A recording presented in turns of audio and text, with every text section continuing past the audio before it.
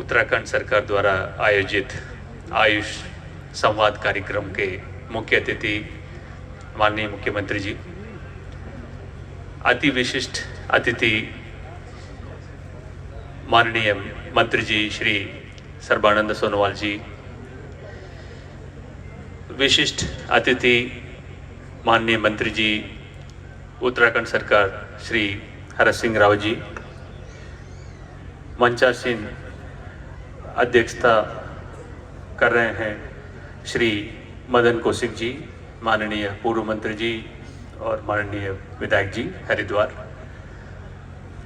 मंचासीन माननीय कैबिनेट मंत्री जी श्री स्वामी यतीश्वरानंद जी,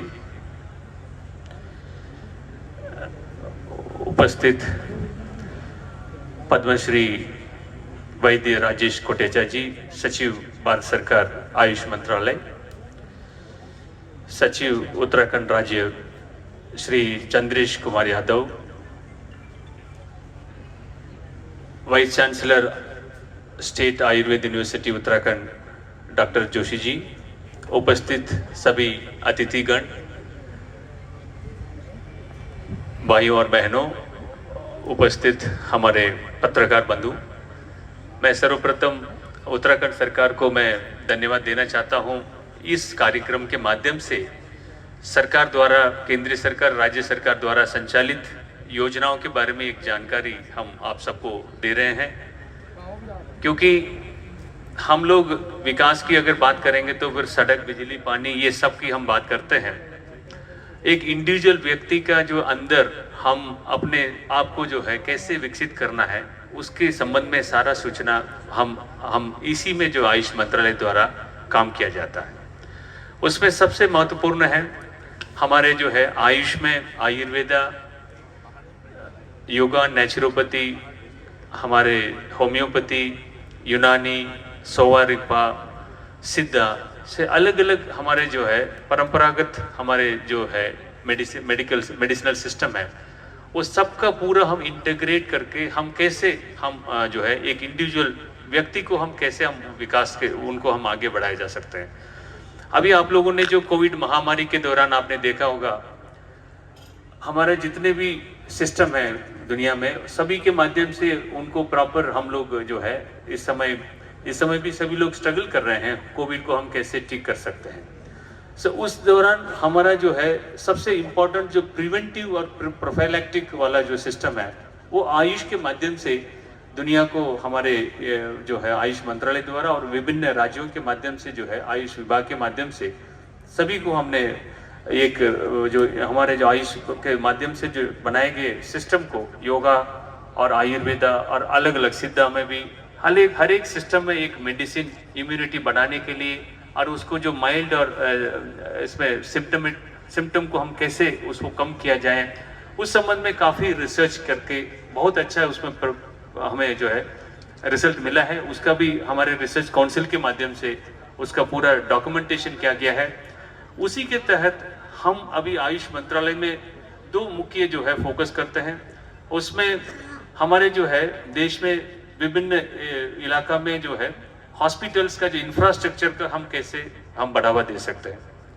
दूसरा मैन पावर वहाँ पर जो है तैनात किया जाएगा, डॉक्टर्स और अदर स्टाफ्स, उनके कैसे हम उनको कैसे हम सिस्टमेटिक तरीके से किया जा सकता है। तीसरा जो है हमारा एजुकेशन सिस्टम, जो कॉलेजेस, यूनिवर्सिटी के माध्यम से एजुकेशन सिस्टम को हम कैसे जो है सिस्टमेटिकली किया जा सकता है। पहले अगर इंफ्रास्ट्रक्चर की बात करें तो हमारे भारत सरकार के आयुष मंत्रालय द्वारा एक महत्वपूर्ण योजना है, सेंट्रली स्पॉन्सर्ड स्कीम, राष्ट्रीय आयुष मिशन। उसके तहत हम सभी राज्यों को अलग अलग जो है कैटेगरी में हम उनको सपोर्ट करते हैं। इसमें सबसे इम्पोर्टेंट है हम जो है 50 बेड हॉस्पिटल स्थापित करने के लिए 15 करोड़ तक हम सपोर्ट करते हैं। अभी 30 बेड का भी हम 10.5 करोड़ तक हम सपोर्ट करते हैं। फिर 10 बेड हॉस्पिटल के लिए हम लोग 7.5 करोड़ का हम सपोर्ट करते हैं। और इसी तरह हम जो है कॉलेज स्थापित करने के लिए 70 करोड़ तक का हम मदद करते हैं। और भी जो है कॉलेजेस अपग्रेडेशन, जो पुराना कॉलेज में कहीं पर बिल्डिंग और लेबोरेटरी और कोई ऐसे पुराने क्लासरूम है, उसको डेवलप करने के लिए अपग्रेडेशन के नाम से भी हम पैसा देते हैं। सो इसी तरह जो है हमारा ओवरऑल इंफ्रास्ट्रक्चर जो है, अलग अलग क्षेत्र में इंफ्रास्ट्रक्चर को कैसे बढ़ावा दिया जा सकता है, वो नेशनल आयुष मिशन में व्यवस्था है। इसके अलावा वहाँ के मैन पावर, जैसे मैन पावर कैसे जो है वहाँ हम हमारे जितने भी हॉस्पिटल्स हम डेवलप कर रहे हैं उसमें मैन पावर का भी जो है सपोर्ट हम करते हैं, दवाई का भी सपोर्ट करते हैं, इक्विपमेंट्स का भी सपोर्ट करते हैं। सो इस तरह की एक होलिस्टिक अप्रोच हमारे जो है उसमें योजना में हम सभी पूरा विकसित करने का प्लान है। इसके अलावा क्वालिटी एजुकेशन देने के लिए सबसे इम्पोर्टेंट एक महत्वपूर्ण निर्णय जो है भारत सरकार द्वारा लिया गया है, उसमें एक कमीशन का हमें गठन किया गया है, जो national commission for Indian medicine और नेशनल कमीशन फॉर होम्योपैथी। उसमें जितने भी हमारे कॉलेजेस वगैरह है उसमें सिस्टमेटिक तरीके से जो क्वालिटी इंफ्रास्ट्रक्चर और क्वालिटी एजुकेशन को प्रमोट करने के लिए एक इंडिपेंडेंट संस्था खड़ा किया गया है। उसी के माध्यम से पूरा हमारा जो है कॉलेज सिस्टम को रेगुलेट किया जाता है। इसके अलावा हमारे जो है सबसे इम्पोर्टेंट एक कंपोनेंट है हेल्थ एंड वेलनेस सेंटर। अगर हम बाकी सिस्टम की अगर बात करेंगे तो हमें बीमारी आने के बाद हम दवाई लेते हैं। सो हमारा जो आयुष सिस्टम में क्या है, पहले प्रिवेंटिव में ज़्यादा फोकस करते हैं, इसलिए हेल्थ एंड वेलनेस के बारे में जागरूक करने के लिए हमारे माननीय प्रधानमंत्री जी द्वारा 2019 में हेल्थ एंड वेलनेस सेंटर का जो है पूरा लगभग 1.5 lakh health and wellness centre पूरा देश में हमें स्थापित करने का निर्णय लिया गया है। उसी के तहत आयुष मंत्रालय द्वारा 12,500 का जो है हेल्थ एंड वेलनेस सेंटर हम स्थापित कर रहे हैं। उसमें उत्तराखंड को भी हमने 200 का हमने पहले से जो है अनुमोदित कर रखे हैं। सो इसमें हेल्थ एंड वेलनेस सेंटर के माध्यम से हम लोगों को पूरा जो है सपोर्ट देंगे। उसमें जो भी आपको प्रॉब्लम है वहाँ पर जाके पूरा आपको गाइड करेंगे। पहले क्या है, हम कोई तकलीफ के लिए जाते हैं, दवाई देते हैं, फिर दवाई लेके आ जाते हैं। अब क्या है, आपको पूरा होलिस्टिक प्लान होगा, आपके बारे में पूरा आपका रूटीन क्या है, कब आप उठते हैं, क्या खाना खाते हैं, क्या आपका रूटीन है लाइफ का, उसको कैसे हमें उसी की वजह से कोई प्रॉब्लम है तो उसको कैसे हम ठीक कर सकते हैं। सो एक होलिस्टिक अप्रोच देने के लिए हेल्थ एंड वेलनेस सेंटर का एक कॉन्सेप्ट है, ये भी भारत सरकार द्वारा किया जा रहा है। और इसके अलावा हमारा जो है सबसे इम्पोर्टेंट है रिसर्च काउंसिल। हमारा जो है अलग अलग सिस्टम के लिए सेंट्रल रिसर्च काउंसिल है, इसके अलावा हर एक राज्य में रीजनल रिसर्च काउंसिल भी है। उसके माध्यम से हमारा जो है रिसर्च का विषय भी जो है आगे हर एक स्टेट में अलग अलग विषय के बारे में रिसर्च कर रहे हैं। उसमें जो भी फाइंडिंग्स हैं उसी आधार पर हम पब्लिक हेल्थ प्रोग्राम्स हम बनाते हैं।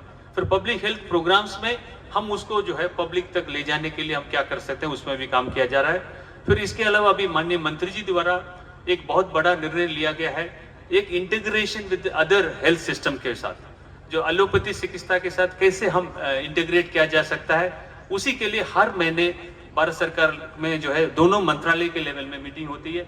उसमें क्या क्या उनका जो सिस्टम है उसमें हम कहाँ पर, जैसे उनका भी 1.5 लाख में उनका भी जो हेल्थ मिनिस्ट्री की तरफ से भी जो हेल्थ एंड वेलनेस सेंटर में आयुष का क्या हम इंटीग्रेट किया जा सकता है, उस विषय पर हर महीने हम लोग समीक्षा करते हैं। उसमें माननीय मंत्री जी द्वारा दोनों मंत्रालय के मंत्रीगण द्वारा उसमें दिया जाता है, निर्णय लिया जाता है। उसी को हम तुरंत विद इन ए मंथ हम उसको लागू करके फिर अगले उसमें बिंदु पर आ जाता है। सो इसी तरह का हमारा जो इंटीग्रेशन का है। दूसरा, हमारे जो नेशनल हेल्थ पॉलिसी में सबसे इम्पोर्टेंट एक मुद्दा है मेन स्ट्रीमिंग ऑफ आयुष। जो हमारे जितने भी हमारे सिस्टम में, हेल्थ सिस्टम में आयुष को एक मेन स्ट्रीम में लाना है। इसी के तहत हर एक जैसे प्राइमरी हेल्थ सेंटर में, कम्युनिटी हेल्थ सेंटर में, डिस्ट्रिक्ट हॉस्पिटल में, हर एक लेवल में को लोकेशन ऑफ फैसिलिटीज में हमारा जो आयुष के जो है डिफरेंट स्ट्रीम के जो है डॉक्टर्स भी वहाँ तैनात करने का निर्णय लिया गया है। अभी पिछले जो है हमारे कहीं मतलब नेशनल हेल्थ मिशन के साथ नेशनल आयुष मिशन के दोनों को कोलैबोरेशन से काफ़ी अच्छा यहाँ पर हम कर रहे हैं। उसको भी कैसे आगे हम इम्प्रूव किया जा सकता है, इसका भी दोनों मंत्रालय के बीच में हम चर्चा कर रहे हैं। सो मैं पुनः यहाँ पर उपस्थित सभी मंचासीन आदित्यगण और सबको मैं धन्यवाद देना चाहता हूँ। इस कार्यक्रम के माध्यम से यहाँ पर स्टॉल भी, यहाँ पर गंगा नदी के किनारे जो है एक बहुत अच्छा स्टॉल यहाँ पर जो कॉलेजेस के, आयुर्वेदिक कॉलेजेस के माध्यम से लगाया गया है। ये सभी देखने लायक है, आप लोग देखिएगा। इसमें क्या क्या आप अपने जो है उसमें आप लागू कर सकते हैं, उसको आप देखिएगा। और पुनः मैं आप सभी को अभिनंदन करता हूँ। बहुत बहुत धन्यवाद। Thank you. जय हिंद।